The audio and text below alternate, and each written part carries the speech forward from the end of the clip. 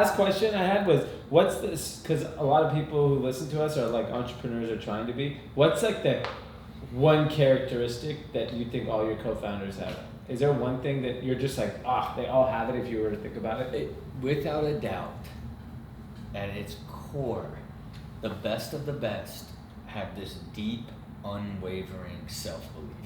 Like they don't look at this as like something that may happen. Like they really think like they're not only meant to do it, but they're going to do it. And when they get hit with pitfalls, they don't look at it as like, oh, maybe I shouldn't do this. They're like, okay, that doesn't make sense. All right, let's move around. Like they never lose that deep belief, and you're in awe of it, right? And that allows them, they also work so much deeper and are constantly, relentlessly optimizing and making this idea better and better and thinking of all these little things where your mind's blown constantly. Like the best of the best, like you can't even believe what they're able to accomplish or believe what they went out and did and execute. Like, how is that even possible, right? Like that's when you're like, you know you're riding with someone that's incredibly special.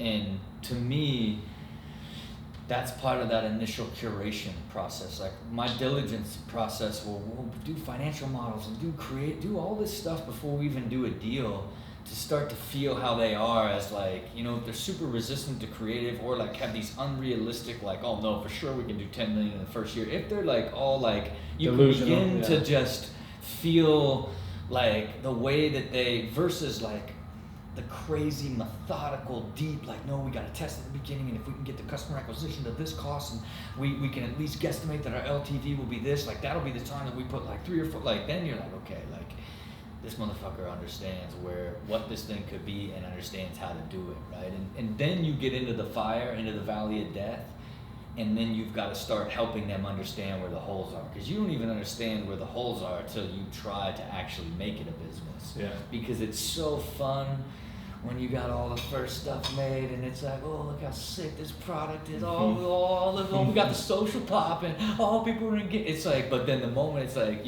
nobody's buying it. It's just like, what do we do? Right? Like, and it's inevitable, and it takes time.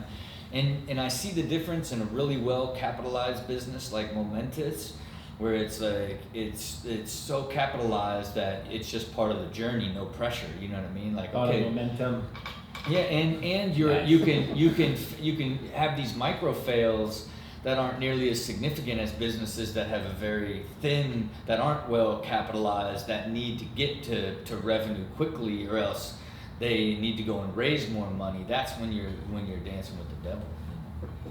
We took it way far. Not even group chat. Not talking.